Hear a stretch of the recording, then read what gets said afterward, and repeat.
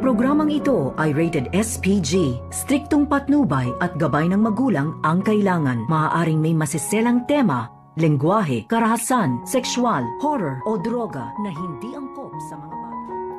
Nabisto na nga dito ni Annalyn itong si Zoe, kaya ngayon wala na itong makakalusot. At agad naman ipinagtataka dito ni RJ kung bakit pati si Zoe ay pinagtatakpan at nakipagkasundo pa dito sa kanyang ina na si Moira. Dito na ba unti-unti nilang malalaman ang tungkol sa kanyang pagkatao? Samantalang sinabi naman dito ni Giselle na kaya nila itinago ay naghihiganti nga itong si Moira at Zoe dahil nga ay magkalaban nga sila dahil sa pagbawi dito ni RJ sa Apex. At dahil dito ay sinasaktan naman ni Moira itong si Lolo Pepe. Kaya naman walang kaalam-alam itong si Giselle na iba ang dahilan kung bakit nga nila itinago itong si Lolo Pepe. At wala na nga lusot itong si Zoe dahil narinig mismo sa pagtawag dito ni Moira sa cellphone na nakikipagsabuatan nga at itinago nila itong si Lolo Pepe. At agad ngang nabanggit doon ni Moira na kailangan pumunta doon ni Zoe sa lugar dahil pag-usapan nila ang gagawin nila kay Lolo Pepe.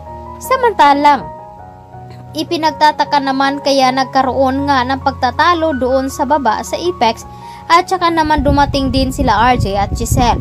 At dahil dito ay tinulungan naman nila ni Nurse Karen at Nurse Ivan itong si Annalyn. At ngayon ay bistado na nga daw ito dahil nga nakausap at tumawag si Moira sa cellphone dito ni Zoe. Kaya naman naggalit itong si Zoe at na-stress na dahil sa nangyayari sa pagkawala dito ni Lolo Pepe.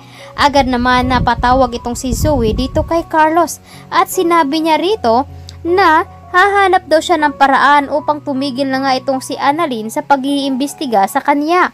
Ngunit paano nga ba makahanap ng paraan itong si Carlos na ngayon ay nasa panganib itong si Lynette na nilooban nga daw ang kanilang bahay. Ngunit ito ay pag-uutos naman ni Moira. Samantalang ito namang si Josa ay nagtataka at kinakabahan dahil napansin niya na may tao nga daw. Agad naman sinabi dito ni Chang Susan na kailangan na nilang umalis at guni-guni lamang daw ito ni Josa. Ngunit hindi nga nagkakamali itong si Josa dahil pag-alis ng mga ito ay agad ngang umakyat doon si Lynette sa taas ngunit naiwan ang kanyang cellphone sa baba. Ngunit nabuksan naman doon ng dalawang lalaki itong si Dax ang pintuan. Kaya napansin dito ni Lynette na may taong nakapasok sa loob. Dali-dali naman siyang nag-text dito kay Annalyn. Ngunit naabutan na nga siya dito ni Dax at nagmamakaawa naman itong si Lynette na huwag siyang saktan. Ngunit huli na dahil ipinag-utos nga dito ni Moira na pahirapan nga daw itong si Lynette. Samantalang ito namang si Carlos ay nanggagalaiti nga sa galit dahil mukhang mapapahamak na naman itong si Zoe dahil sa pag-iimbestiga nga dito ni Annalyn. Ngunit gagawin lahat ni Carlos upang hindi mapahamak ang kanyang anak. Dahil kahit baliktarin man ang mundo ay siya pa rin ang tatay nito.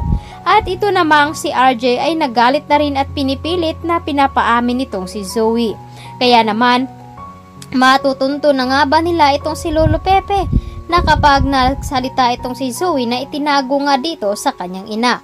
At madidiin nga itong si Moira dahil nga sa pagtago niya dito kay Lolo Pepe.